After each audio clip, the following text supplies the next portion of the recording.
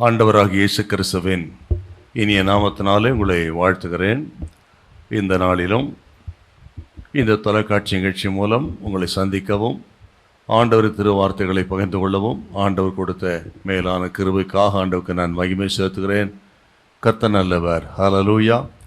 இப்பொழுது கர்த்தர் நம்மோடு பேசும்படியாக தலைகளை தாழ்த்தி ஜெபம் பண்ணுவோம். பரிசுத்தமுள்ள நல்ல பிதாவே, உமக்கு நன்றி செலுத்துகிறோம்.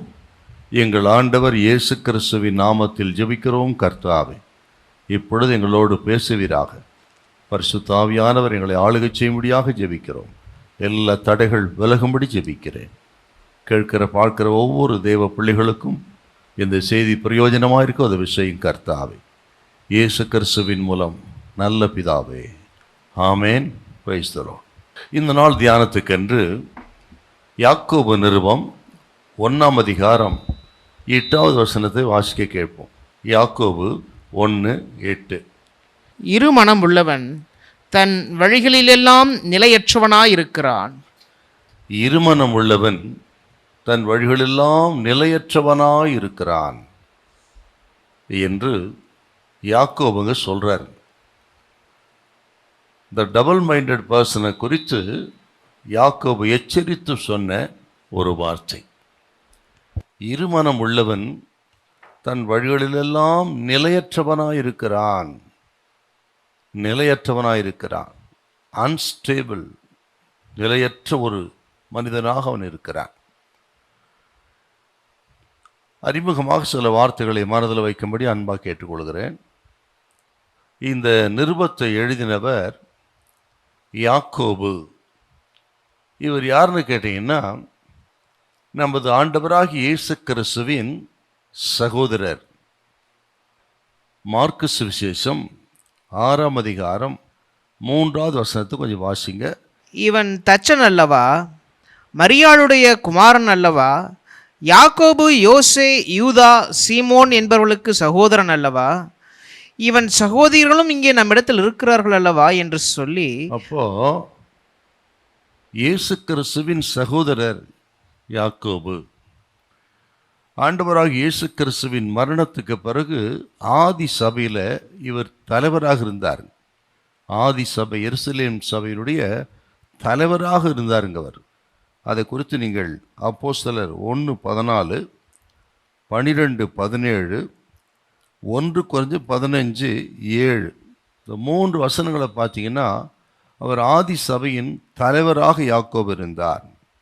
இந்த நிருபத்தை ஏன் எழுதினான்னு கேட்டிங்கன்னா, உலகம் முழுவதும் இருந்த யூதர்களுக்கென்று இந்த நிருபத்தை அவர் எழுதுகிறாரு. அன்றைக்கு இருந்த அந்த காலகட்டத்தில் உலகம் முழுவதும் இருந்த யூதர்கள், அதாவது யூத கிறிஸ்தவர்கள் அதிகமாக உபத்திரவத்துக்கு ஆளானார்கள். யூத கிறிஸ்தவர்கள், யூத மதத்திலிருந்து ஆண்டவரை ஏற்றுக்கொண்ட யூத கிறிஸ்தவர்கள் ஆண்டவரை ஏற்றுக்கொண்டது நிமித்தம் மிகுந்த உபத்திரவத்துக்கு, பாடுகளுக்கு, சோதனைகளுக்கு உள்ளானார்கள். அப்படிப்பட்ட அந்த பாடுகள் வழியாக கடந்து போன யூத கிறிஸ்தவர்களுக்கு உதவி செய்யும்படியாக அவர் எழுதின நிருபங்கள், அவர்களை ஆற்றி தேற்றி அவர் கலங்காதபடி, அவர்கள் திடனற்று போகாதபடிக்கு யாக்கோபு அவர்களுக்கென்று எழுதின நிருபந்தான் இந்த யாக்கோபு எழுதின நிருபம். இதை குறித்து நீங்கள் யாக்கோபு 1:4, 2:22, யாக்கோபு 3:2 இதில் நீங்கள் அதை குறித்து நீங்கள் பார்க்கலாம். இதில் என்ன சொல்கிறான்னு கேட்டிங்கன்னா, முதிர்ச்சி அடைந்த ஒரு கிறிஸ்தவ வாழ்க்கை அல்லது முதிர்ச்சி அடைந்த ஒரு கிறிஸ்தவனுக்கு இருக்க வேண்டிய ஒரு ஆவிக்குரிய பக்குவத்தை குறித்து யாக்கோபு சொல்கிறார். நல்லா கவனிக்கணுங்க. ஏதோ பிறந்தோம், வாழ்ந்தோம், மரித்தோம் என்கிறது கிறிஸ்தவ வாழ்க்கை. ஆக கிறிஸ்தவ வாழ்க்கையில் இந்த முதிர்ச்சி ரொம்ப அவசியம். புருஷராகவும் கடந்து போவங்கள் வாருங்கள் என்று எழுதப்பட்டிருக்கிறது. அப்படின்னா அந்த முதிர்ச்சிக்கு தேவையான நல்ல ஆலோசனைகளை அருமையான யாக்கோபு தன் நிருபத்தில் எழுதுகிறார். அப்படி இந்த முதிர்ச்சி அடைந்த ஒரு கிறிஸ்தவன் அல்லது முதிர்ச்சி அடைவதற்கு என்ன தேவை, அவசியம் என்பதை தன் நிருபத்தில் சொல்கிறாருங்க. நீங்கள் 1ஆம் அதிகாரம் யாக்கோ 5 வாசித்து பார்த்தீங்கன்னா, ஒருவன் ஞானத்தில் குறைவுள்ளவனாக இருந்தால் யாவருக்கும் சம்பூர்ணமாக கொடுக்கிற தேவனிடத்தில் கேட்க கடவன், அப்பொழுது அவனுக்கு கொடுக்கப்படும். ஏன் அதை சொன்னார்னா, ஒரு சோதனையான காலகட்டத்தில் அந்த சோதனையின் மத்தியில் வருகிற உபத்திரவம் பாடுகளை வீணதிக்காதபடிக்கு அதை பிரயோஜனப்படுத்திக் கொள்வதற்கு ஞானம் தேவை அப்படி சொல்றார். வாசிக்கலாமா? யாக்கோபு 1:5. உங்களில் ஒருவன் ஞானத்தில் குறைவுள்ளவனாய் இருந்தால் யாவருக்கும் சம்பூர்ணமாய் கொடுக்கிறவரும் ஒருவரையும் கடிந்து கொள்ளாதவருமாகிய தேவனிடத்தில் கேட்க கடவன், அப்பொழுது அவனுக்கு கொடுக்கப்படும். சோதனையான காலகட்டத்தில், அந்த சோதனையான காலகட்டத்தில் அனுபவிக்கிற பாடுகள் உபத்திரவங்களை வீணடிக்க கூடாது. இஸ்ரவேல் ஜனத்தை பார்த்தீங்கன்னா, பழைய பாட்டு காலத்தில் ஆண்டவர் அந்த 40 வருஷம் வனாந்தரத்தில் நடத்தினார், சோதித்தார். அவர்களோ அந்த சோதனை வீணடித்தார்கள். முறுமுறுத்து எதிர்த்து நின்று எகிப்துக்கு போவோம் என்று திரும்பி அத்தனை சோதனைகளை வீணடித்து விட்டார். ஆகவே தான் சொல்றார், இப்போ இந்த சோதனைகளை வீணடித்து விடாதீர்கள் அப்படின்னா, அதுக்கு ஞானம் உங்களுக்கு ஞானமாக இருக்கணும், தேவ ஞானம் உங்களுக்கு வேணும் அப்படின்னு சொல்றார். ரெண்டாவது என்ன சொல்றாருன்னா, ஆண்டவர் மேல் ஆழமான நம்பிக்கை வைக்க வேண்டும். அப்படி நம்பிக்கை வைத்து விட்டால் அந்த சோதனைகள் உங்களுக்கு உதவி செய்வதை நீ பார்க்கலாம், அது உங்களுக்கு விரோதமாக இருப்பதை பார்க்க முடியாது. இன்னும் அருமையான ஆலோசனை பாருங்க, இது கேட்குற கர்த்தருடைய பிள்ளைகளே. ஆண்டவர் மீது ஆழமான நம்பிக்கை நமக்கு இருந்து விட்டால் நாம் சந்திக்கிற இந்த சோதனைகள், இந்த போராட்டங்கள் எல்லாம் நமக்கு உதவி செய்வதற்காகவே, நமக்கு வேலை செய்வதற்காகவே தேவன் அனுமதிக்கிறார். அது நமக்கு எதிரானவை அல்ல என்பதை நீங்கள் புரிந்து கொள்ள முடியும் அப்படின்னு சொல்றார். இப்போ 2வது வசனமும் 3வது வசனம் வாசிங்க பார்க்கலாம். என் சகோதரரே, நீங்கள் பலவிதமான சோதனைகளில் அகப்படும் போது உங்கள் விசுவாசத்தின் பரீட்சையானது பொறுமையை உண்டாக்கும் என்று அறிந்து அதை மிகுந்த சந்தோஷமாக எண்ணுங்கள். அப்போ பொறுமையா இருங்கள். அப்போ உங்களுக்கு பொறுமையா இருங்கன்னா, ஆண்டவரிடத்துல அவர் உறவில் ஆழமா இருங்க, விட்டுறாதீங்க ஆண்டவரை. அப்போ அந்த சோதனை உங்களுக்கு பாக்கியமா தெரியும், அது விரோதமா இருக்காது என்று சோதனை அகப்பட்ட அந்த யூத கிறிஸ்தவர்களுக்கு அற்புதமான ஒரு ஆலோசனை கொடுக்கிறார். இதை கேட்கிற உங்களுக்கும் அப்படித்தாங்க. ஆகவே சோதனையான காலகட்டங்களில் சோர்ந்து விடாதிருங்கள், உறுதியாயிருங்கள். ஸ்தோத்திரம். கர்த்தர் உங்களை கைவிட மாட்டார். ஹல்லேலூயா. 3வது என்னன்னு கேட்டீங்கன்னா, 3வது விஷயம் தான் இப்போ இன்னைக்கு நம்முடைய செய்தி. உங்கள் இருதயம் இருமனமுள்ளதாக இருக்கும் என்றால், நீங்கள் டபுள் மைண்டட் பர்சனாக இருந்தால் என்ன நடக்கும்? அந்த சோதனையே உங்களை அடித்து விடும். இருமனம் உள்ளவர்களாக இருந்தால் அந்த சோதனை உங்களை பிரித்து விடும், அடித்து விடும், அவ்வளவு உங்களுக்கு நஷ்டமாக போயிடும். ஆகவே சொல்கிறார், இருமனம் உள்ளவன் தன் வழிகளெல்லாம் நிலையற்றவனாக இருக்கிறார். ஆகவே இருமனமுள்ளவர் இருக்காதீங்க. ஸ்தோத்திரம். ஒரே மனமாய், ஒரே இருதயமாய், முழு இருதயத்தோடு ஆண்டவரில் நம்பிக்கையாயிருங்கள் என்று அருமையான ஒரு ஆலோசனை சொல்கிறார். இதெல்லாம் கிறிஸ்தவ வாழ்க்கையில் நமது முதிர்ச்சிக்கு தேவை. ஸ்தோத்திரம். ஆகவே இன்னும் குழந்தையாக இருக்கக்கூடாதுங்க நம்ம, இல்லைங்களா? ஆகவே இதை மனதில் வையுங்கள். இன்னொரு விஷயத்த சொல்லணும் உங்களுக்கு. இப்போதான் நம்ம அந்த வாசித்த அந்த வசனத்துக்கு வரோம். இருமனம் உள்ளவர்கள் தன் வழிகளெல்லாம் நிலையற்றா இருக்கிறார் என்றால், நீங்கள் முழு மனதோடு, ஒரே சிந்தையோடு, ஒரே இருதயத்தோடு நீங்கள் இருந்து விட்டால், நீங்கள் செகண்ட் ஒப்பீனியன், 2வது கருத்துக்கே அங்கே இடம் இருக்காது, 2வது ஆலோசனைக்கு இடம் இருக்காது. ஆண்டவர் சொன்ன காரியத்தை மறுபரிசீலனை செய்ய வேண்டிய அவசியம் இருக்காது. இன்றைக்கு இங்கே தான் நம்ம ரொம்ப மிஸ் ஆகிறோம்.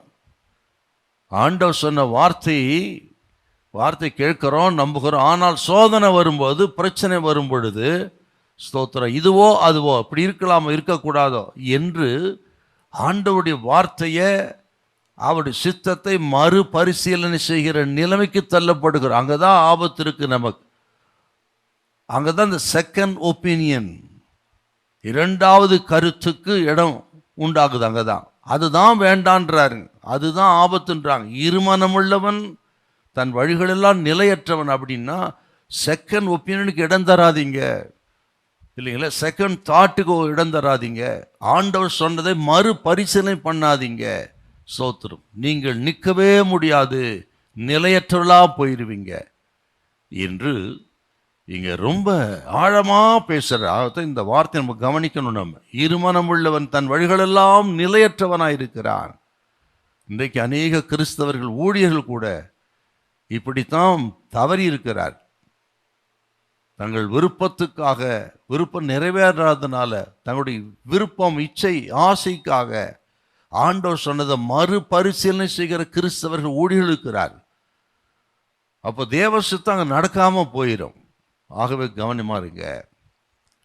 ஒரு டாக்டர்ல போறோம், மருத்துவ காரியங்களை வேண்டுமானா செகண்ட் ஒப்பீனியன் நல்லதா இருக்கலாம் இல்லையா? ஒரு டாக்டர் சொல்றதை நம்ம மறுபரிசீலனை செய்யலாம், செகண்ட் ஒப்பீனியன் போகலாம். ஒரு டாக்டர் மருத்துவ சிகிச்சைங்கிற விஷயத்தில் ஒன்றா இந்த செகண்ட் ஒப்பீனியன் ஓரளவுக்கு நமக்கு கைகூடி வரும்.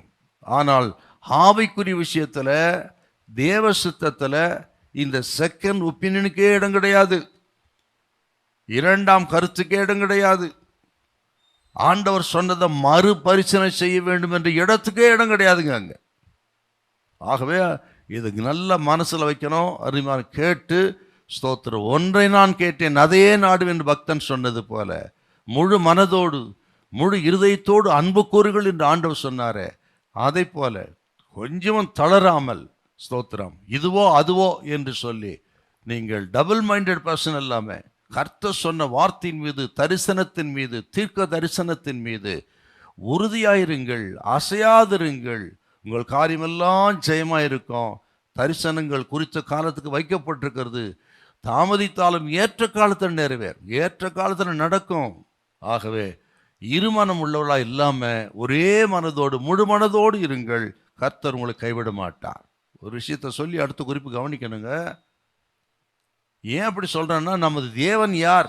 யோபு பக்தன் சொல்ற அருமையான ஒரு வார்த்தைங்க. யோபு 33:14. யோபு 33:14. தேவன் ஒரு விசை சொல்லி இருக்கிற காரியத்தை இரண்டாம் விசை பார்த்து திருத்துகிறவர் அல்லவே. பார்த்தீங்களா? தேவன் ஒரு விசை சொல்லி இருக்கிற காரியத்தை இரண்டாம் விசை பார்த்து திருத்துகிறவர் அல்லவே. ஓ, ஆபிரகாம் சாராளுக்கு வயசாகி போச்சு, சாராளுக்கு 90 வயசு, ஆபிரகாம் 100 வயசு. ஓ, இந்த காலகட்டத்தில் இது சாத்தியமில்லை என்று செகண்ட் தாட்டுக்கு ஆண்டவர் போறவர் இல்லை. ஆகார் மூலமாக நான் புத்திர வாக்கியத்தை கொடுக்கிறேன், சாரா மூலம் முடியலப்பா என்று சொல்லல.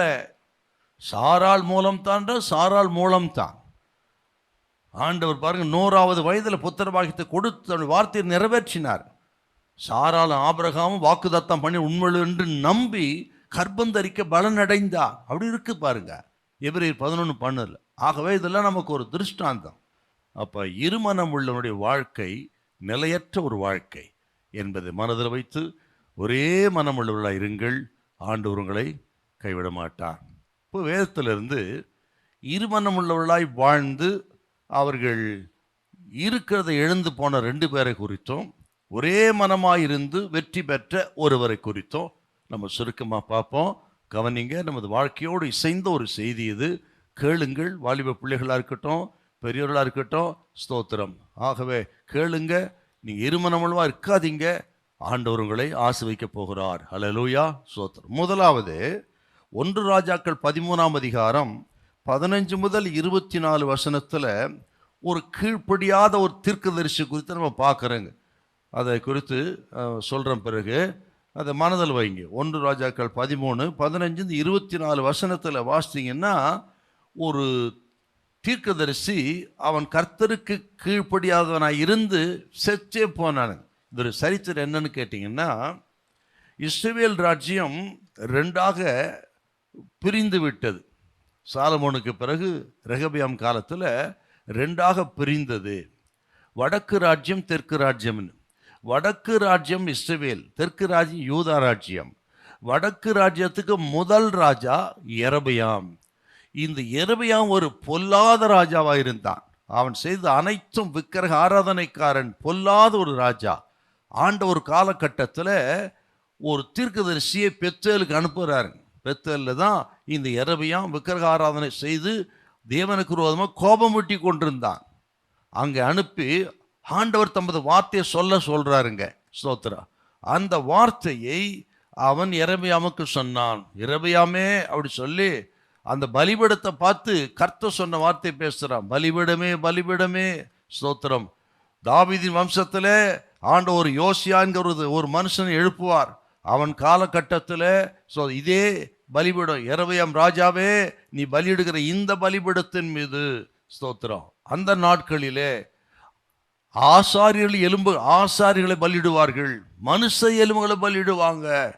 நான் சொன்னதுக்கு அடையாளம் இந்த பலிபீடம் வெடித்து சிதறும் அப்படி சொன்னாங்க. அப்படி சொன்ன உடனே ராஜா என்ன பண்றான்னு, யெரொபெயாம் கையை நீட்டி அவனை பிடிங்கள். கையை நீட்டின உடனே இந்த கை மறுபடியும் மடக்கக்கூடாதுபடி அப்படி நின்று போயிடுச்சு. அது மட்டும் இல்லை, சொன்னபடியே அந்த பலிபீடம் வெடித்து சிதறி சாம்பல் கொட்டுண்டு போய்விட்டது. உடனே இந்த ராஜா பயந்து அந்த தீர்க்கதரிசியை பார்த்து எனக்காக தேவனிடத்தில் வேண்டி கொண்டான். அவன் மறு கை போல் சுகமாயிருச்சு. இப்போ அந்த ராஜா சொல்கிறான், என் வீட்டுக்கு வா, உனக்கு நான் அப்பம் புசித்து வெகுமானம் தருவேன். இப்போ என்ன சொல்கிறான்னா இந்த தீர்க்கதரிசி, இல்லை இல்லை இல்லை, உன் வீட்டில் பாதி கொடுத்தால் நான் வாங்க மாட்டேன், புசிக்க மாட்டேன். ஏனென்றால் ஆண்டவர் சொல்லிக்கிறார், நீ போன வழியை திரும்பாத, போகிற இடத்துல அப்பம் புசியாத, உடனே வந்துவிட சொல்லியிருக்கிறார். அப்படின்னு சொல்லிட்டு அவன் போயிடுறாங்க. அவன் ஒரு கர்வாலி மரத்துக்கு கீழே உட்கார்றான். அங்கே தான் அவனுக்கு சோதனை வந்தது. கர்த்தர் என்ன சொன்னார், உடனே வந்துடணும். ஆனால் அவன் போய் உட்கார்ந்தான் பாருங்க. அந்த ஊரில் ஒரு கிழட்டு தீர்க்கதரிசி ஒருத்தர் இருந்தான். அந்த கிழட்டு தீர்க்கதரிசி இவனை கெடுத்தான், சோதித்தான். எப்படி? நானும் ஒரு தீர்க்கதரிசி தான் அப்படி சொன்னான். வா என் வீட்டுக்கு வந்து அப்பம் புசி. இல்லை இல்லை நான் வரமாட்டேன், கர்த்தர் சொல்லிக்கிறார், போன வழியை திரும்பாத, நீ அப்பம் புசியாத என்று சொல்லிக்கிறார். இவன் சொன்னான், இப்பொழுதுதான் ஒரு தேவதூதன் வந்தான், அவனை வீட்டுக்கு அடைத்து போஜனம் கொடுக்கும்படி சொன்னான்னு ஒரு பொய்யை சொல்கிறாங்க அந்த கேட்டு தீர்க்கதரிசி. அதை கேட்டு இவன் அவன் வீட்டுக்கு போய் அப்பம் புசித்தான். என்ன காரணம்?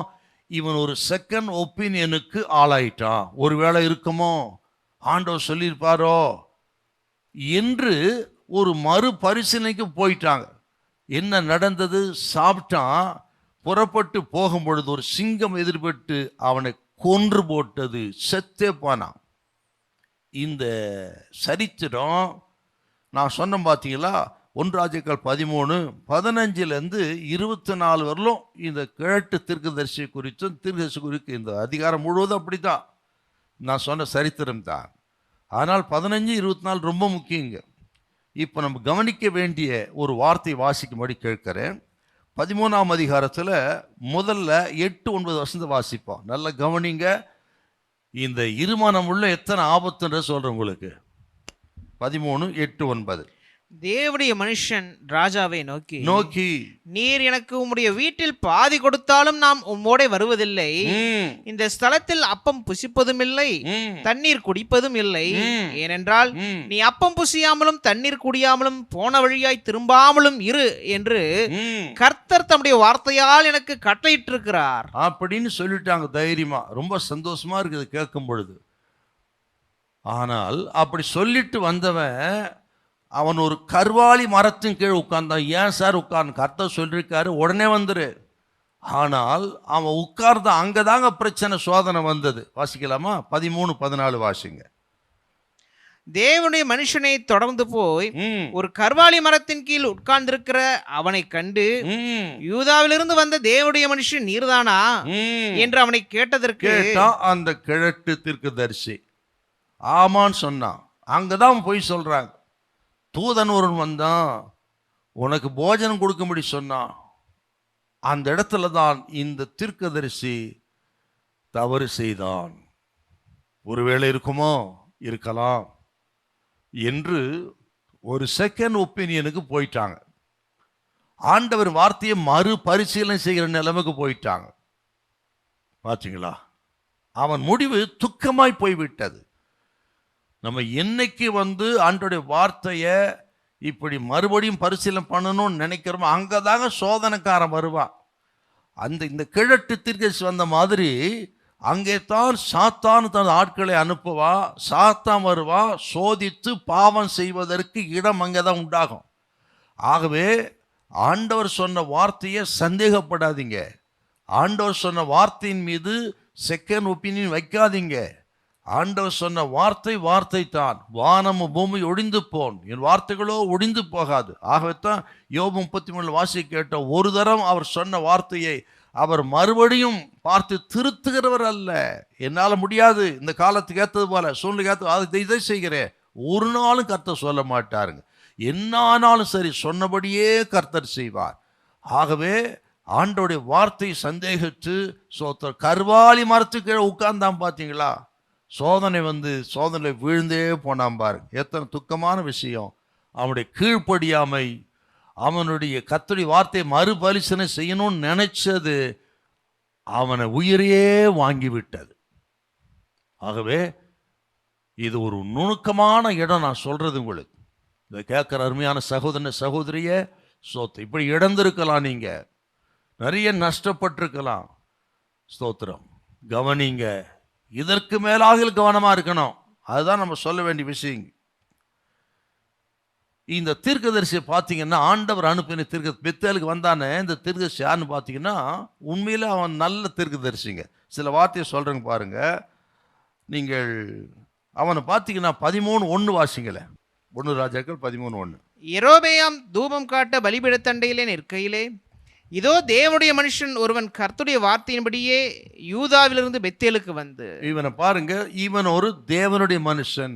சில நினைக்கலாம், நான்லாம் அப்படி இல்லைங்க, அவனு கரெக்டாக இருப்பாங்க, நான் உறுதியாக இருப்பேங்க, விசுவாசம் எல்லாம் பயங்கரமானது, அப்படி இப்படிலாம் பேசிட்டு. கவனிங்க, இவன் யாருன்னு கேட்டிங்கன்னா, இவன் ஒரு தேவனுடைய மனுஷன். ரெண்டாவது, அதே 13:1 அவனிடத்துல தேவனுடைய வார்த்தை இருந்தது. ஆண்டவர் சொல்லித்தாங்க வராம. மறுபடியும் வாசிங்க பார்க்கலாம். 13:1. யெரொபெயாம் தூபம் காட்ட பலிபீடத்தண்டையிலே நிற்கையில், இதோ தேவனுடைய மனுஷன் ஒருவன் கர்த்தருடைய வார்த்தையின்படியே யூதாவிலிருந்து பெத்தேலுக்கு வந்தான். அப்ப அவனிடத்தில் கர்த்தருடைய வார்த்தை இருந்தது. மூணாவது, அவன் ஒரு தைரியசாலிங்க. 2வது வசனம் வாசிப்பா. ராஜாவை பார்த்தே பேசுறாங்க. அவன் அந்த பலிபீடத்தை நோக்கி, பலிபீடமே பலிபீடமே, இதோ தாவீதின் வம்சத்தில் யோசியா என்னும் பேருள்ள ஒரு குமாரன் பிறப்பான். அவன் உன்மேல் தூபம் காட்டுகிற மேடைகளின் ஆசாரியர்களை உன்மேல் பலியிடுவான். மனுஷரின் எலும்புகளும் உன்மேல் சுட்டரிக்கப்படும் என்பதை கர்த்தர் உரைக்கிறார் அப்படின்னு தைரியமா பேசுறாங்க. ராஜா நிக்கிறாங்க, பலிபீடத்தை பார்த்து பேசுறான். ராஜாவுக்கு முன்பாக சாதாரண ஒரு தீர்க்கதரிசி இப்படி பேசணும்னா தைரியம் வேணும் இல்லைங்களா? நல்ல ஒரு தைரியசாலி. மட்டுமல்ல, அவனிடத்துல அந்த கர்த்தருடைய வல்லமை இருந்தது. அப்படி சொன்னபடி நடந்துருச்சுங்க. நீங்க அடுத்து 4-5 மனசுல வைங்க. அவன் சொன்னது போலவே அந்த பலிபீடம் வெடித்து சாம்பல் கொட்டுண்டு போய் விட்டது. அவன் கையை நீட்டினான் ராஜா, அவன் கை மடக்கவே முடியல, மரத்து போயிருச்சு. அந்த அளவுக்கு இவனிடத்துல வல்லமை, கர்த்தருடைய வல்லமை இருந்தது. அது மட்டும் கிடையாதுங்க, இவன் நீங்க 7-10 வருஷம் வாசிச்சு பாருங்க. சுய வெறுப்புள்ளவன். ராஜாவே சாப்பிட கூப்பிடுறாங்க. மட்டுமல்ல, வெகுமானம் தருவேன்றான். ஆனா இவன் பாருங்க, உன் வெகுமானம் உன்னோட இருக்கட்டும், வீட்டில் பாதி கொடுத்தா கூட வாங்க மாட்டேன், கர்த்தர் சொல்லியிருக்கிறா அப்படின்னா. நல்ல ஒரு செல்ஃப் டினையல், ஒரு சுய வெறுப்புள்ளவன் இல்லையா? அந்த அளவுக்கு ஒரு சுய வெறுப்புங்க. ராஜாவுடைய ராஜ போஜனம் வேண்டாம், ராஜா கொடுக்குற ஆஃபரிங் ஒன்று வேணாம்னு சொன்ன எவ்வளோ சுய வெறுப்புள்ளவனா. அந்த அளவுக்கு இவன் நல்ல ஒரு தீர்க்கதரிசியாக தான் இருந்தாங்க. உண்மை உள்ளவன், கர்த்தருடைய வார்த்தை அவனத்தில் இருந்தது, வல்லமை இருந்தது, நல்ல சுய வெறுப்புள்ள ஒரு ஊழியக்காரன். அத்தனை இருந்தும் இவன் ஏன் செத்தான்னு கேட்டிங்கன்னா, முதல்ல மறுத்துட்டான். ராஜா சொல்கிறதுக்கும் சரி, அந்த கேட்டத்துக்கு சொல்கிறதுக்கும் மறுத்துட்டான். முடியாது, ஆகாது, கர்த்தர் சொல்லிருக்காரு, எனக்கு அப்பம் புசியாத, போன வழி திரும்ப கர்த்தர் சொல்லிருக்காரு. ஸ்ட்ராங்காக தான் இருந்தாங்க. முதலில் மறுத்து விட்டான். பின்பு இவன் அந்த கிழட்டு தீர்க்கதரிசிக்கு அவன் இரையாகி விட்டான். ஒரு காரணம் என்னன்னா, அந்த நேரத்தில் பசி தாகத்தோடு இருந்தான் இல்லையா? அவ்வளோ தூரத்தும் வந்திருக்கான், பசி தாகம். அந்த சமயத்தை இந்த கிழட்டு தீர்க்கதரிசி பயன்படுத்திக்கிட்டான். அந்த பலகீனத்தில் இவன் விழுந்து விட்டான். நல்ல கவனிக்கணுங்க, சாத்தான் அப்படித்தான். நமது சரீர பலகீனம், நமது பலகீனத்தை பயன்படுத்தி சரியா அந்த நேரத்தை சாத்தான் கிரியை செய்வாங்க. ஆகவே கவனமாக இருக்கணும். நீங்கள் மத்தேயு சுவிசேஷம் 4ஆம் அதிகாரத்தில் நீங்கள் முதல் 2 வருஷம் வாசிச்சு பாருங்க. ஆண்டவருக்கும் அவர் சரீரம் பலகீனப்பட்டிருந்தார், 40 நாள் உபவாசமாக இருந்தார், பசியோடு தாகத்தோடு இருந்தார். அந்த நேரத்தில் சாத்தான் வந்தான். ஆனால் கர்த்தர் எப்படி ஜெயிச்சா இருப்பார்? மத்தேயு சுவிசேஷம் 4ஆம் அதிகாரம் 1-2 வருஷத்து வாசிப்போம். அப்பொழுது இயேசு பிசாசினால் சோதிக்கப்படுவதற்கு ஆவியானவராலே வனாந்தரத்திற்கு கொண்டு போகப்பட்டார். அவர் இரவும் பகலும் 40 நாள் உபவாசமாய் இருந்த பின்பு அவருக்கு பசி உண்டாயிற்று. அவருக்கு பசி உண்டாயிற்று. அப்ப அடுத்தது பாருங்க. அப்பொழுது சோதனைக்காரன் அவரிடத்தில் வந்தான். எப்போ? ஆண்டவர் பசியாய் களைப்பாய் சோர்வாய் இருந்த பொழுது அந்த சரீர பலகீனத்தை பயன்படுத்தி சாத்தான் வந்துட்டாங்க. ஆகவே தான் உங்களுக்கு சொல்றேன், உங்களுக்கு நமது சரீர பலகீனங்களை பயன்படுத்தி அதுக்கு அந்த நேரத்தில் தான் சாத்தான் வந்துடுவான். சாத்தான் வர்றதுக்கு வழி எங்கன்னா நமது பலகீனங்கள். ஆகவே தான் நமது பலகீனங்களை குறித்து கவனமாக இருக்கணும். இயேசுவை பாருங்கள், வந்தான், இந்த கல்லுகள் அப்பங்கள் ஆகும்படி சொல்லும். ஆண்டவர் சொன்னார் பாருங்க, மனுஷன் அப்பத்தினால் மாத்திரமல்ல தேவனுடைய வாயிலிருந்து புற உப்போடு ஒரு வார்த்தையும் பிழைப்பான். அடுத்து 3 அடி கொடுத்தாரு பாருங்க, ஓடியே போனான். எத்தனை பலகீனமாக இருந்தாலும் சரி, பிதாவின் சித்தத்தில் நிலைத்திருந்தார் இயேசு. ஒருபோதும் செகண்ட் ஒப்பீனிங்க போகலை. அங்கே பார்த்தீங்களா, நின்னார் பாருங்க, சாத்தான் ஓடியே போயிட்டான். அதுதான் நமக்கு பாடம். எத்தனை சோதனைகள், நெருக்கங்கள், பலகீனம் வந்தாலும் கர்த்தர் சொல்றாருங்க, ஆண்டவர் சொன்னது அதில் உறுதியாய் நில்லுங்கள். கர்த்தர் உன் பலகீனத்திலே அவரது பலனை பூர்ணமாய் விளங்க பண்ணுவார். ஹல்லேலூயா. சில வசனத்தை நான் வாசிக்கும்படி கேட்குறேன், ரொம்ப பிரயோஜனமாக இருக்கும் உங்களுக்கு. வாசிக்க பார்க்கலாம். எரேமியா 23:16 கொஞ்சம் வாசிங்க. 23:16. உங்களுக்கு தீர்க்க தரிசனம் சொல்லுகிற தீர்க்கதரிசிகளின் வார்த்தைகளை கேளாதிருங்கள். உங்களுக்கு தீர்க்க தரிசனம் சொல்லுகிற தீர்க்கதரிசி வார்த்தைகளை கேளாதீங்க. ஏன்னா நான் ஏற்கனவே ஸ்ட்ராங் சொல்லிட்டேன். அவர்கள் உங்களை வீண் பெருமை கொள்ளும்படி செய்கிறார்கள். கர்த்தருடைய வாக்கை அல்ல, தாங்கள் யூகித்த தரிசனங்களை சொல்லுகிறார்கள் என்று சேனையில் கர்த்தர் சொல்லுகிறார். பாத்தீங்களா? அப்ப அந்த கிழட்டு தீர்க்கதரிசி இப்படித்தான் சொன்னான், அதை நம்பிட்டாங்க இவன். பாத்தீங்களா? இன்னொரு வசனம் பாருங்க, 23:32. அதே எரேமியா 23:32. இதோ பொய் சொப்பனங்களை தீர்க்க தரிசனமாக சொல்லி அவைகளை விவரித்து என் ஜனத்தை தங்கள் பொய்களினாலும் தங்கள் வீம்புகளினாலும் மோசம் போக்குவர்களுக்கு நான் விரோதி என்று கர்த்தர் சொல்லுகிறார். நான் அவர்களை அனுப்பினதும் இல்லை, அவர்களுக்கு கற்பித்ததும் இல்லை, அவர்கள் இந்த ஜனத்துக்கு ஒரு பிரயோஜனமாய் இருப்பதும் இல்லை என்று கர்த்தர் சொல்லுகிறார். பாத்தீங்களா? ஏன் இப்படி ஸ்ட்ராங்கா சொல்றேன்னா, ஆண்டவர் இயேசு சொன்னார், மத்தேயு சுவிசேஷம் 24:24 பார்த்தீங்கன்னா, தெரிந்து கொள்ளப்பட்ட வஞ்சிக்கும் காலம் வரும். ஆகவே எச்சரிக்கைன்னு சொல்லிருக்காருங்க. இந்த காலத்தில் தெரிந்து கொள்ளப்பட்ட ஆவிக்குரிய அல்லது ஊழியர்களை கூட வஞ்சிக்கக்கூடிய தீர்க்கதரிசி பேரில் நிறைய பேர் எழும்பியிருக்கிறாங்க இல்லையா? அவங்களே சொல்லிப்பாங்க, ஐ எம் ப்ராஃபட், நான் தீர்க்கதரிசி. வேற நம்ம தான் சொல்லணும், ஆனால் அவங்களே சொல்லிக்கிறது நான் தீர்க்கதரிசி. சோ கால்டு ப்ராஃபட் இவங்கெல்லாம் இப்படி நிறைய எழும்பியிருக்கிறாங்க. ஊழியர்களே, விசுவாச மக்களே, கவனமா இருங்க. நான் உங்களுக்கு சொல்லுகிறேன், தேவன் உங்களை குறித்த தேவ சித்தத்தை, ஸ்தோத்திரம், இதுதான் தேவ சித்தம் என்று சொன்னால் அடுத்தவர் வேறு சித்தத்தை சொன்னா கேட்கப்படாது நீங்க இல்லைங்களா? உங்களை குறித்து அடுத்தவர் சொல்லுகிற இதுதான் சித்தம், தேவ சித்தம் சொன்னா நம்பாதீங்க. ஒரு பக்தன் சொன்னார், அருமையான ஒரு வார்த்தை சொன்னார், ஒபே யுவர் ஓன் சிக்னல் அப்படி சொன்னார். உங்களுக்கு ஆண்டவர் கொடுத்திருக்க அடையாளத்தை, தரிசனத்தை நம்புங்க.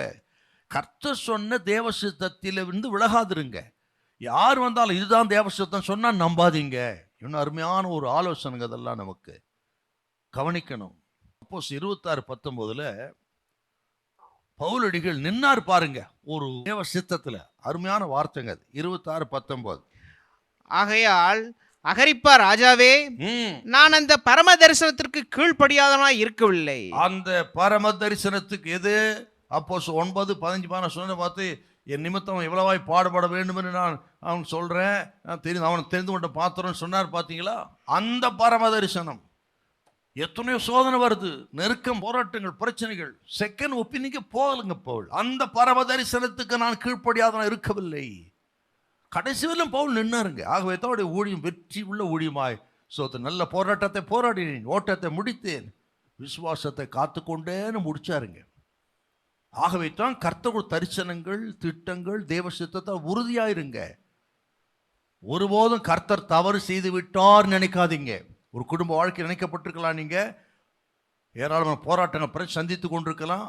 அதை வைத்து கர்த்தர் தவறு செய்து விட்டார் நினைக்காதீங்க. அல்லது நீங்கள் தவறு செய்து விட்டீர்களோ என்று செகண்ட் ஒப்பீனியனுக்கு போகாதீங்க. இல்லையா? ஆண்டவர் நினைத்தது தான் குடும்ப வாழ்க்கையில். ஆண்டவர் நம்புங்க. ஸ்தோத்திரம். உங்கள் முடிவெல்லாம் மகிமையாக இருக்கும். ஹல்லேலூயா. ஆகவே அந்த தீர்க்கதரிசி வாழ்க்கை நமக்கெல்லாம் ஒரு எச்சரிப்பு சத்தம். தேவ சித்தத்தை மறு ஆராய்ச்சி பண்ணாதீங்க, மறு பரிசீலனை பண்ணாதீங்க. தேவ சித்தத்தின் மையத்திலே நில்லுங்கள். நான் உங்களுக்கு சொல்லுகிறேன், தேவ சித்தத்தின் மையத்தில் இருக்கிறவர்களை ஆண்டவர் கொடுத்த வேலை முடிகிற வரையிலும் எந்த சக்தியாலும் அழிக்கவே முடியாது. உங்களை எந்த சக்தியாலும் அழிக்க முடியாது. ஆண்டவர் நம்புங்க, ஆண்டவர் உறுதியாயிருங்கள். இருமனம் வேண்டாம், கவனமா இருங்க. இருமனம் உள்ளவன் தன் வழிகளெல்லாம் நிலையற்றவராயிருக்கிறான். எத்தனை ஆழமான ஒரு வார்த்தைங்க. இன்னைக்கெல்லாம் பார்த்தீங்கன்னா நிறைய தங்க விருப்பம் நிறைவேறுவதற்கு, விருப்ப ஆசை நிறைவேறுக்கு அதுக்கேற்ற போல யார் தீர்க்கதரிசி சொல்றாங்களோ அவர்களை தேடி போகிற விசுவாசிகள் பெருகிவிட்டார். சுய இச்சைகளுக்கு ஏற்ப ஊழியர்களை தெரிந்து கொள்கிற மக்கள் பெருகிருப்பான்னு சொன்னார பவுல். அதை போல நீ சுய இச்சைகள் ஏற்ற போதர்களை தெரிந்து கொள்கிற கூட்டம் பெருகிவிட்டது. உங்களுக்கு தான் கர்த்தர் பேசுகிறார். கவனிங்க. ஆண்டவருடைய திட்டத்தை, தரிசனத்தை, தீர்க்கதரிசனம் மறுபரிசீலனை செய்யாத நில்லுங்க. ஒன்றை நான் கேட்டேன், அதையே நாடுவேன், உங்கள் காரியம் ஜெயமாயிருக்கும். ஹல்லேலூயா. சரி, ரெண்டாவது இதை மனசில் வச்சு, ரெண்டாவது இந்த செகண்ட் ஒப்பீனியனுக்கு போய் பாதிக்கப்பட்ட ரெண்டாவது ஒரு மனுஷனை பார்க்கலாமா? மத்தேயு 19 21, 22 வாசிங்க பார்க்கலாம். மத்தேயு 19, 21, 22. அதற்கு இயேசு, நீ பூரண சற்குணராய் இருக்க விரும்பினால் போய் உனக்கு உண்டானவைகளை விற்று தரித்திரருக்கு கொடு, அப்பொழுது பரலோகத்தில் உனக்கு பொக்கிஷம் உண்டாயிருக்கும், பின்பு என்னை பின்பற்றி வா என்றார். அந்த வாலிபன் மிகுதியான ஆஸ்தி உள்ளவனாய் இருந்தபடியால் இந்த வார்த்தையை கேட்ட பொழுது துக்கமடைந்தவனாய் போய்விட்டான். இந்த ஐஸ்வர்யம் உள்ள வாலிபனுடைய சம்பவம் நமக்கு தெரியும். 3 சுவிசேஷம் வருதுங்க. மத்தேயு சுவிசேஷம், மார்க்கு சுவிசேஷம், மத்தேயு இங்கே வருதுங்களா? மார்க்கு 10 வருது, லூக்கா 18 வருது. இந்த 3 சுவிசேஷங்களிலும் இவனை குறித்து என்ன சொல்றாங்கன்னா, மத்தேயு என்ன சொல்றான்னா, இவன் ஒரு வாலிபன். நீங்கள் 19, 22 வாசிக்க கேட்டோம். இவன் ஒரு வாலிபன், இவன் ஒரு ஐஸ்வர்யவான் அப்படி பார்த்தோம். மார்க்கு சுவிசேஷத்துல 10, 22 கூட வாசிங்க. அவன் மிகுந்த ஆஸ்தி உள்ளவனாய் இருந்தபடியா, மிகுந்த ஆஸ்தி உள்ளவன். அப்புறம் லூக்கா என்ன சொல்றான்? இவன் ஒரு தலைவன், ரூலர் அப்படி சொல்றாருங்க. லூக்கா சுவிசேஷம் 18, 18 வாசிங்களேன். லூக்கா 18, 18. அப்பொழுது தலைவன் ஒருவன் அவரை நோக்கி, நல்ல போதகரே, நித்திய ஜீவனை சுதந்திரித்துக் கொள்வதற்கு நான் என்ன செய்ய வேண்டும்? தலைவன் ஒருவன் அப்படின்னா இவன் ஐஸ்வர்யம் உள்ள வாலிப தலைவன், ரிச் யங் ரூலர். இவன் சம்பவம் என்னன்னு கேட்டீங்கன்னா, ஆண்டவர் இயேசு கிறிஸ்து வரும்பொழுது ஒரு நாள் ஓடி வந்து முழங்கால் படிட்டு, நல்ல போதகரே, நித்திய ஜீவனை பெறுவதற்கு நான் என்ன செய்ய வேண்டும் அப்படின்னு கேட்குறான். நல்ல கொஸ்டினுங்க, நல்ல ஆவிக்குரிய கொஸ்டின். உண்மையிலே இவன் நல்லவன் தான். நல்ல கேள்வியை ஆண்டவர் பார்த்து கேட்டான். நிறைய பேர் கேட்டிருக்காங்க, ஆண்டவர் பார்த்து கேட்ட நல்ல கேள்விகளாக இருக்குது. அதில் ஒன்று இவன் கேட்ட கேள்வி, நித்திய ஜீவனை பெறுவதற்கு நான் என்ன செய்ய வேண்டும் அப்படின்னு கேட்டான். ஆண்டவர் சொல்றாரு, நீ பிரமாணத்தை கற்றுக் கொடுத்தது என்னன்னு கேட்குறாரு. சின்ன வயசுலேருந்தே நான் அது எல்லாத்தையும் படிச்சிருக்கிறேன். அப்போ ஆண்டவர் சொல்கிறாரு, ஆகில் உன்னிடத்தில் ஒரு குறை உண்டு அப்படின்றாரு. என்ன? உனக்கு உண்டான எல்லாவற்றையும் விற்று தரித்திரது கொடுத்து என்னை பின்பற்றி வா அப்படின்னு சொல்றார். இதை கேட்ட உடனே இவன் துக்கமடைந்தான். நீங்கள் மார்க்கில் வாசிங்கன்னா மனம் அடிவடைந்தான். லூக்கால வாசினா மிகுந்த துக்கம் கண்டான். ஆண்டவர் நல்ல விஷயம் தானே சொன்னாரு, நல்ல காரியத்தான் தேடி வந்தான், அதுக்கு வழியைத்தானே சொன்னாரு. ஆனால் இவன் துக்கமடைந்து போய்விட்டான். நீங்கள் அதை வாசித்தீங்கன்னா நல்லா இருக்கும். இது 19:22 மறுபடியும் வாசிங்களேன். மத்தேயு 19:22. அந்த வாலிபன் மிகுந்த ஆஸ்தியுள்ளவனாய் இருந்தபடியால் இந்த வார்த்தையை கேட்ட பொழுது துக்கமடைந்தவனாய் போய்விட்டான். துக்கமா இயேசுவிடத்துல வந்து துக்கமா போன மனுஷங்க துக்கமாய் போய்விட்டான். ஏன் சார் இவன் துக்கமா போனான்னா, இவனுக்கு பணமே தெய்வமா இருந்ததுங்க. இவன் ஐஸ்வர்யவான் தான், பணம் பெருத்தவன். அதையும் தாண்டி பணமே இவனுக்கு தெய்வமா போயிருச்சு. ஆகவே தான் உண்மையான தெய்வம் இயேசுவை 2வதாக வச்சுட்டாங்க. இவன் தோல்விக்கு காரணம் அதுதான். முதல்ல இதை மனசுல வைக்கணும். அருமையான கத்திரி பிள்ளைகளே, நிறைய நம்ம பணம் வேணான்னு இல்லை, பணம் தேவைதான். ஆனால் ஆண்டவரா பணமா அப்படின்னு வரும்பொழுது எதுக்கு முதலிடம் கொடுக்கிறோம்? அது ரொம்ப முக்கியம் நமக்கு. இவன் பின்வாங்கிறதுக்கு காரணம் இவனுடைய பணம். சரிங்க, அதை மனசுல வைக்கணும். அப்புறம் இவன் துக்கம் உடையவனாய் போய்விட்டான். எங்க போயிருப்பாங்க அவன்? ஒரு கொஸ்டின் நமக்குள்ள வருது. இயேசு விட்டு போயிட்டான், எங்க போயிருப்பான்னா, நான் நினைக்கிறேன் இவன் எங்க போயிருப்பான்? நேரா வேதபாரரிடம் போயிருப்பான்.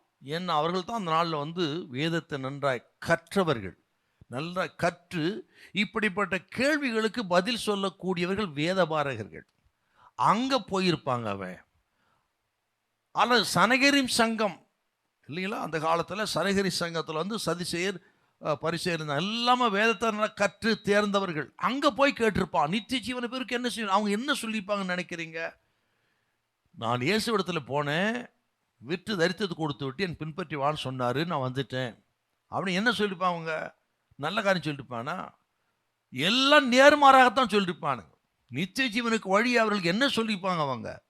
அவர்கள் நித்திய ஜீவன் போகிற வழியை தடுத்தே நிறுத்தியிருப்பாங்க.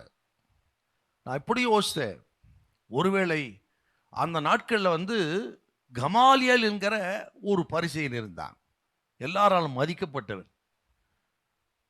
அவன் பாதத்தில் அமர்ந்தான் பரிசுத்த பவுலடிகள் கல்வி கற்றார். அவனிடத்துல போய் கேட்டிருப்பான், ஐயா நித்திய ஜீவனை பெருக்க நான் என்ன செய்ய வேண்டும்? அவன் என்ன சொல்லிப்பான்னு நினைக்கிறீங்க? ஏற்கனவே அப்போஸ் 5ஆம் அதிகாரத்தில் ஒரு ஆலோசனை சொன்னான். என்ன ஆலோசனை?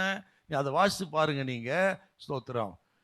அப்போஸ்தலரை அடிப்பதை நிறுத்துங்க, தண்டிக்காதீங்க அப்படின்னு சொல்லிட்டு ஆலோசனை சொல்றான். ஏன்னா ஒரு காலத்தில் இன்னொருத்தர் எழுமனா இப்படி ஆயிட்டான், இன்னொருத்தர் இப்படி ஆயிட்டான். ஆகவே நீங்க என்ன பண்ணணும்னா, இது தேவனால் உண்டாயிற்றோ மனுஷன் உண்டாயிற்றோ என்று பொறுத்திருங்க பாருங்கள் அப்படின்னு வெயிட் அண்ட் சீன்னு சொன்னவன் தான் இவன். நீங்க வாசிங்க பார்க்கலாம். நீங்கள் அப்போஸ்தலர்கள் 5ஆம் அதிகாரம் 38-39.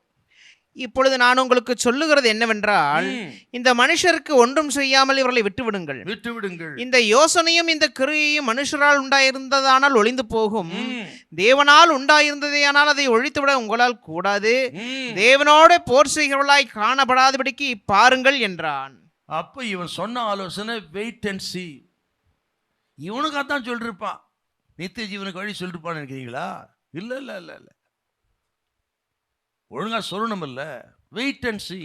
இதெல்லாம் பார்த்தீங்கன்னா இந்த செகண்ட் ஒப்பீனியனுக்கு இவன் போவதற்கு அனுகூலமாக தான் இருந்திருக்கும். ஆண்டவர் சொன்ன விட்டுட்டான். இப்போ செகண்ட் ஒப்பீனியன் கேட்டு சனகிரி சங்கத்தை தேடி போயிருப்பான், வேதபாரம் தேடி போயிருப்பான், கமாலை தேடி, எல்லாரும் என்ன சொல்லியிருப்பாங்க?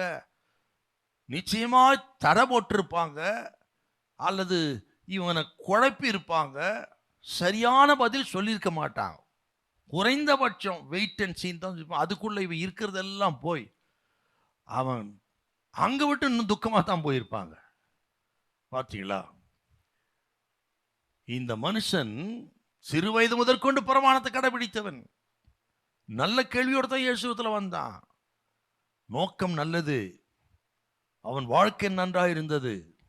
முழங்கால் படியிட்டான், நல்ல போதுகிறே என்று இயேசுவை வாழ்த்த. அத்தனை இருந்தோம்.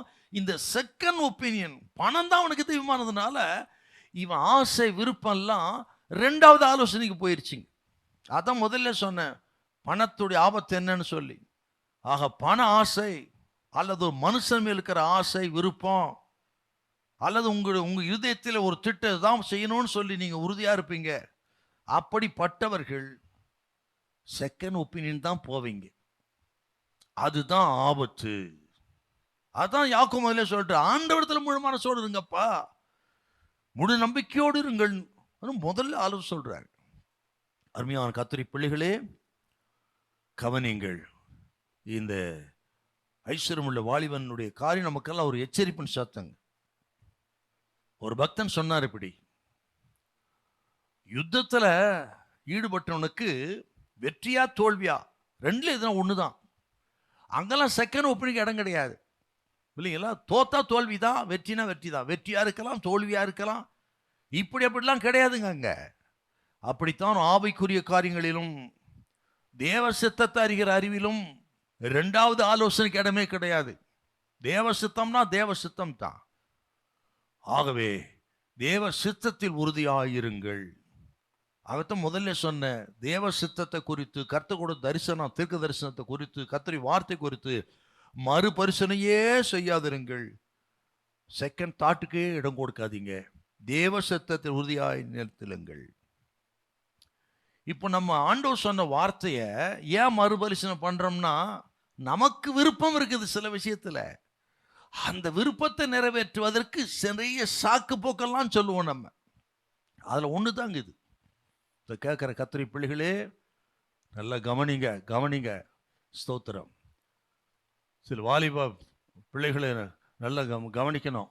இருதயத்தில் திருமணத்தை குறித்து ஒரு ஆசையை வைத்துக்கொண்டு, விருப்பத்தை வைத்துக்கொண்டு, போதைகளிடத்துல தீர்க்கதரிசி போயிட்டு தீர்க்கதரிசனம் கேட்குற நிறைய இருக்காங்க.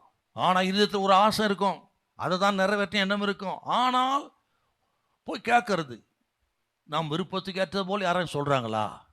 அதுதாங்க செகண்ட் ஒப்பீனியன் சொல்றது. அவர்கள் ஒரு நாளும் கர்த்தருடைய சித்தம் வெளிப்படாது. அவர்கள் முடிவு ரொம்ப துக்கமாக தான் இருக்கும். ஆகவே தான் அது கேட்குறவங்க யாராக இருந்தாலும் சரி, இருதயத்தில் ஆயிரம் விருப்பம் ஆசை இருந்தாலும் கர்த்தர் சொன்னது அதை அந்த இருதயத்தில் ஆசையின் குடிதோண்டி புதைத்து விட்டு தேவ சித்தத்துக்கு ஒப்பு கொடுங்க. தேவ சித்தத்தை நிறைவேற்ற அர்ப்பணியுங்கள். அப்போஸ்தலன் பவுல் அப்போஸ்தலர் 9:6 சொல்ற, ஆண்டவரே நான் என்ன செய்ய சித்தமாக இருக்கிறேன், இதுவரை யார் சித்தம் செஞ்சேன் சாமி, எல்லாம் தோல்வி.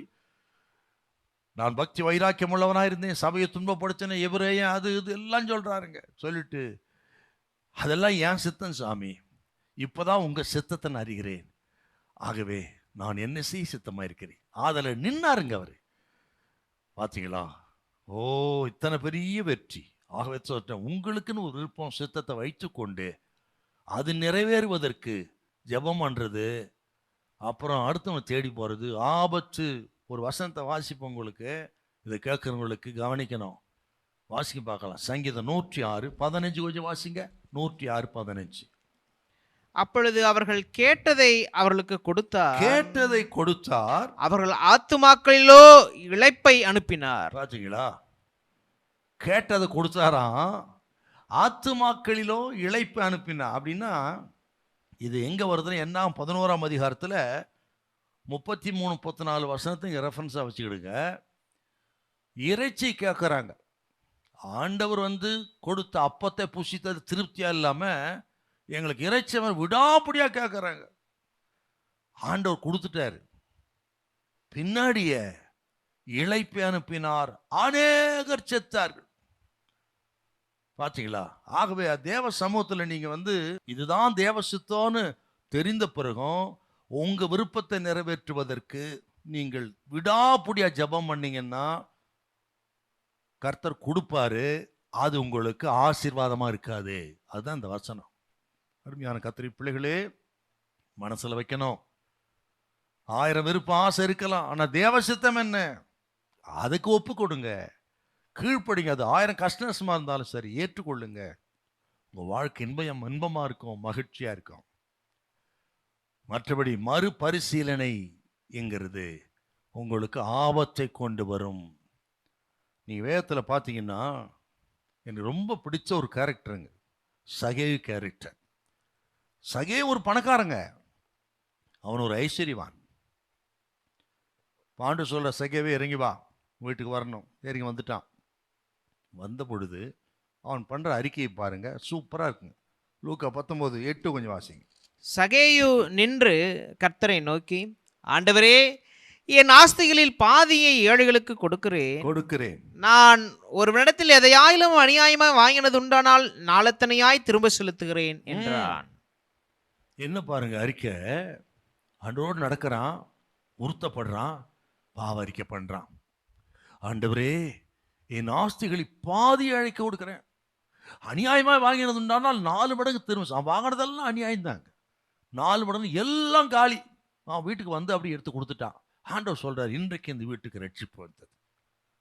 பாருங்க, இவன் அறிக்கை செய்தான், வீட்டுக்கு வந்து அதன்படி செயல்பட்டான். செகண்ட் ஒப்பீனுக்கு இடம் தரல.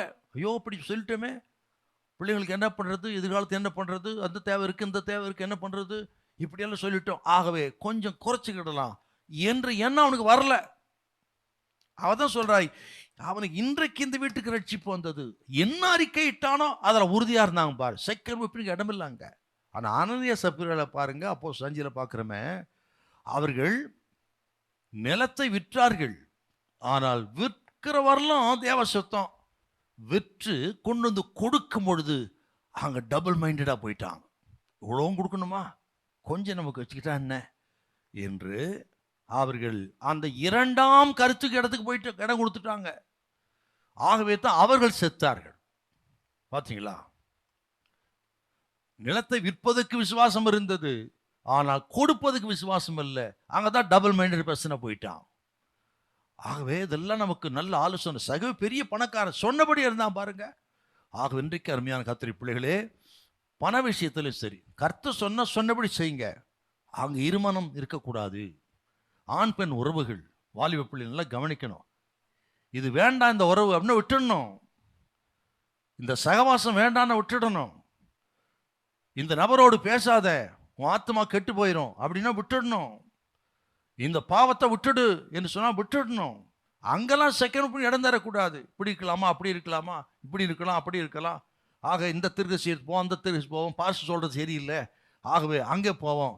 போங்க, அவனும் சொல்லுவான், எல்லாம் இன்பமா இருக்கும், ஆனால் முடிவு துக்கமா போயிடும். கவனிக்க. அதுக்கு தான் சொன்னேன் உங்களுக்கு, அனனியா சப்பீரால சொன்னேன், அந்த ஒரு திருக்கதரிசி கதையெல்லாம் சொன்னது அதனால தான். கவனிங்க, கவனிங்க. சகேயு நமக்கு நல்ல பெஸ்ட் எக்ஸாம்பிள். நமக்கு அவன் எடுத்த தீர்மானத்தை உறுதியாக இருந்தான். ஆகவே கவனிங்கள், இந்த மனிதன் வாலிபனை பாருங்க, துக்கமுகமாய் போய்விட்டான்.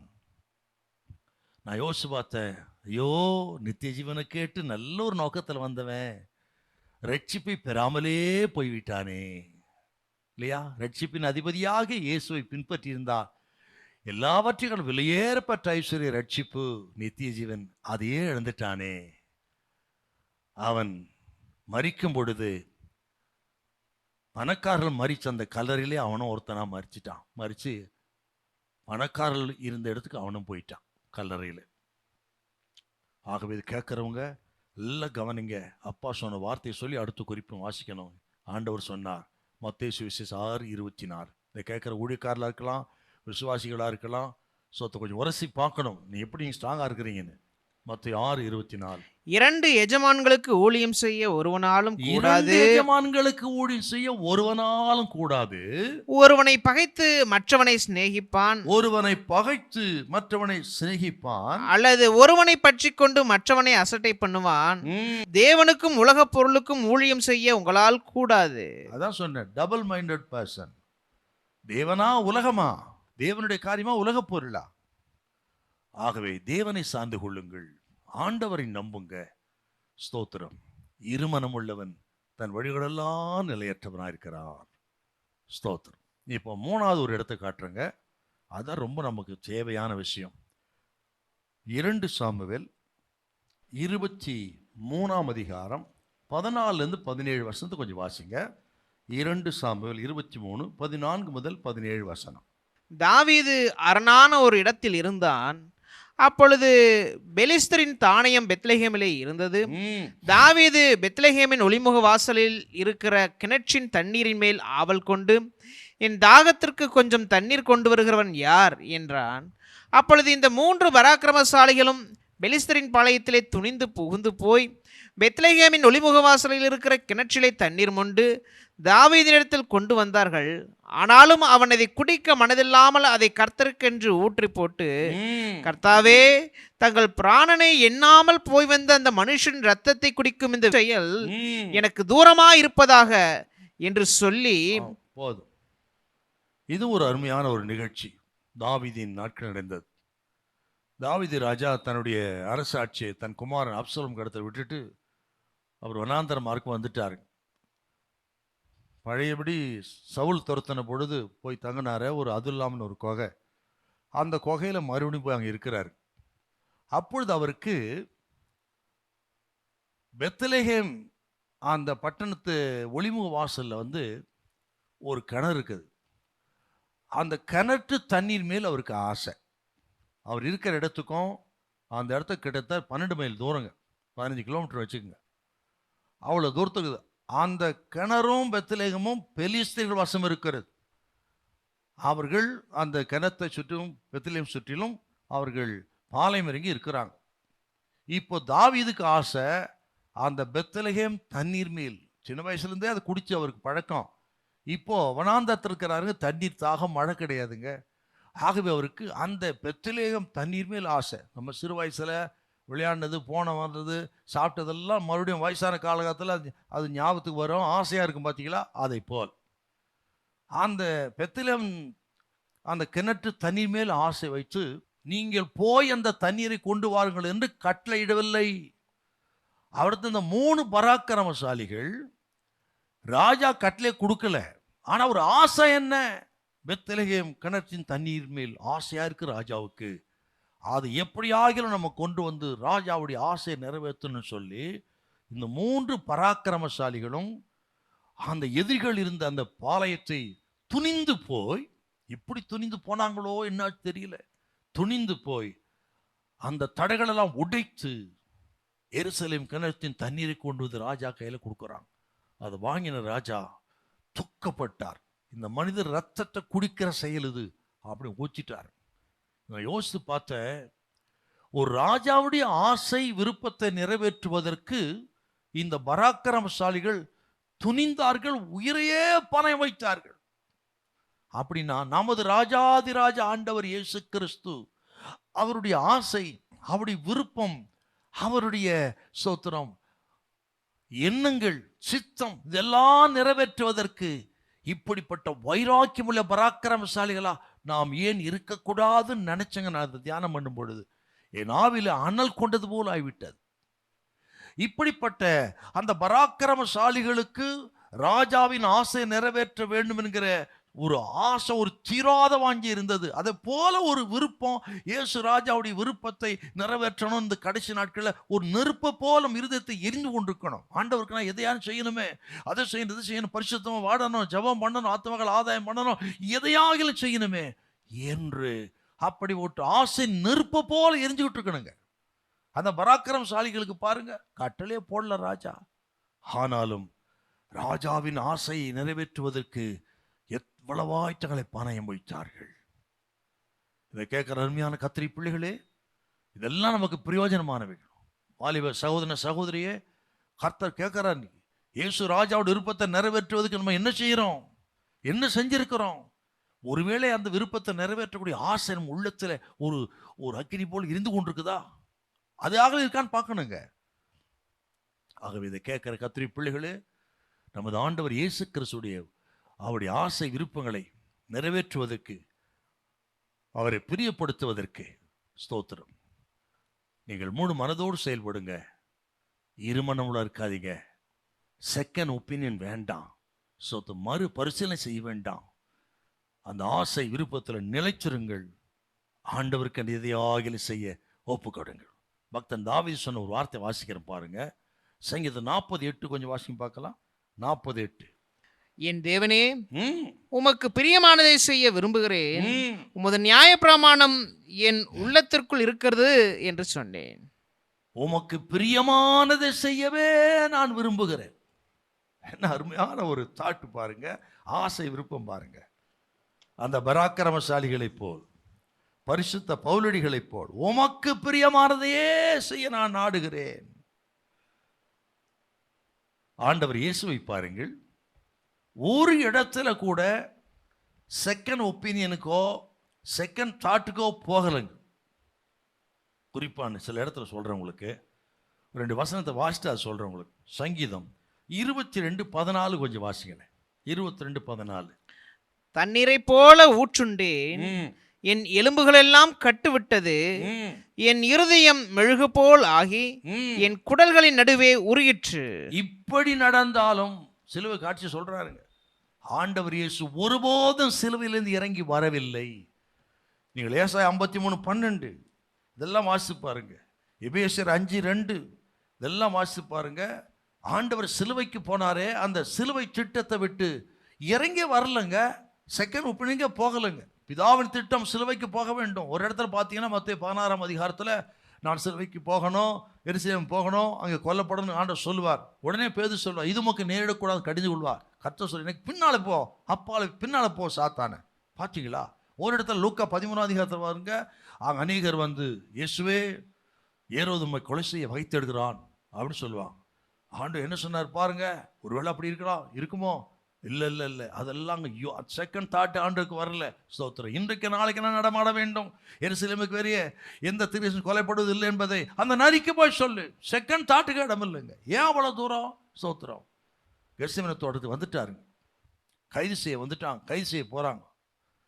பேதுரு பட்டயத்தை எடுத்து ஒரு வெட்டினான். என்ன சொன்னார்? சீமோனே, பட்டயத்தை உரையிலே போடு. இப்படி நான் செய்வேனானால் பிதாவின் திட்டம் அப்படி நிறைவேறும். அங்கேயும் செகண்ட் ஒப்பீனுக்கு இடம் தரலைங்க.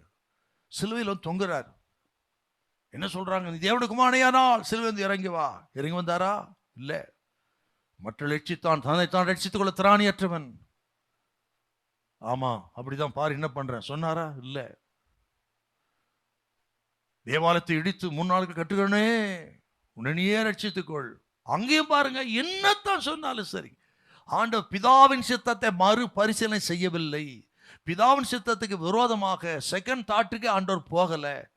ஆண்டவர் உறுதியாயிருந்தார். மரணவரையும் தன்னை தாழ்த்தி சிலுவையில் ஒப்பு கொடுத்தார். இயேசு மரித்து அடக்கம் 3ஆம் உயிரோடு இருந்தார். ஸ்தோத்திரம். ஆண்டவர் இயேசுடைய இரத்தத்தால் மீட்கப்பட்ட ஜனமே. ஆகவே தான் இருமனம் உள்ளவன் தன் வழிகளெல்லாம் நிலையற்றவன். ஆகவே டபுள் மைண்டட் பர்சன் இருக்காதீங்க. பிதாவின் சித்தம் தேவ சித்தம் தான். உயிரே போனாலும் அப்படி நில்லுங்க. அந்த பராக்கிரமசாலிக பாருங்க. ஸ்தோத்திரம்.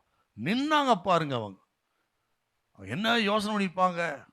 ராஜாவுக்கு செய்கிற சேவை தேவனுக்கு செய்கிற தொண்டாக நினைச்சாங்க. அதே போல இன்றைக்கும் உறுதியா இருங்க. கொள்கைகளே, உபதேசங்களே, சத்தியத்திலே எத்தனை பாடுகள் உபத்திரம் வந்தாலும் சரி, அந்த நான் சொன்னது போல செகண்ட் ஒப்பீனியனுக்கு செகண்ட் தாட்டுக்கு இடம் தராதீங்க. உறுதியாய் நில்லுங்கள். உங்கள் காரியங்கள்லாம் ஜெயமா இருக்கும். ஸ்தோத்திரம். ஒரு கருத்தை சொல்லி நான் ஜெபிக்க விரும்புகிறேன். இந்த பராக்கிரமசாலியை குறித்து நினைக்கும் பொழுது பெலிஸ்தர்களுடைய அங்கிருந்து பயமுறுத்தி கொண்டிருந்தார்கள். பயப்படல பாருங்க.